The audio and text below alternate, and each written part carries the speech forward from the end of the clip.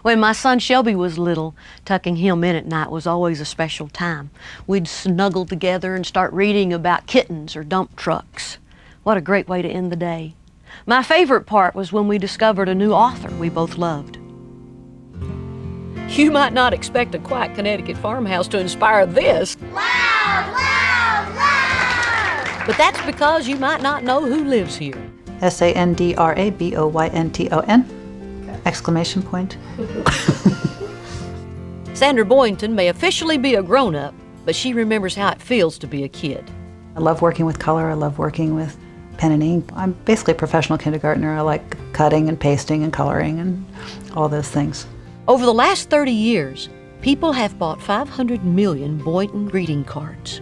Meanwhile, she's written 35 children's books about dancing chickens and elephants who wear pajamas and jump rope before going to bed. First and foremost, I write my books for me. I think actually that's true of any children's book writer, that you're writing for yourself as a child. And I think children's book writers tend to be absurdly in touch with their own childhood. Sandra grew up in Philadelphia, the daughter of an English teacher, and her life changed when she first discovered Little Bear. The book that made me want to learn to read was Little Bear.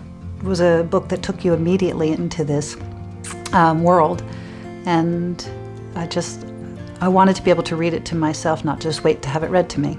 Inspired by Maurice Sendak, Sandra started drawing herself.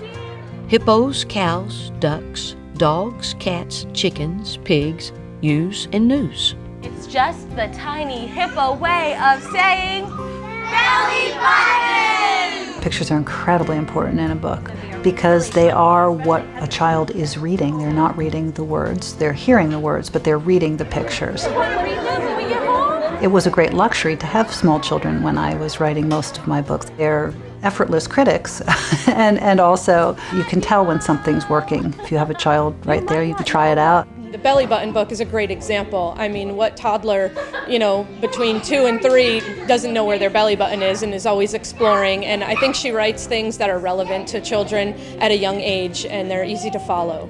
Belly button, you're oh so fine. Oh, belly button, I'm so happy that you're mine. I love the sound of words. I love even the look of words. I think the rhythm of language, especially for young children, but really for anyone, the rhythm of prose or poetry is remarkably important. I mean, it's important in George Eliot or Dostoevsky as it is in Maurice Sendak. It's very sing-song, so right from a really early age they're able to hook right into it and follow along and anticipate what's coming next, which is really the most fun, because before you turn the page, they know what the next thing is going to be. That's something that Sandra likes to hear, because pleasing her fans is very important to her. If I'm asked to sign a book and it's not chewed on the corners, I'm a little offended. Now that's a compliment only a children's book author could appreciate.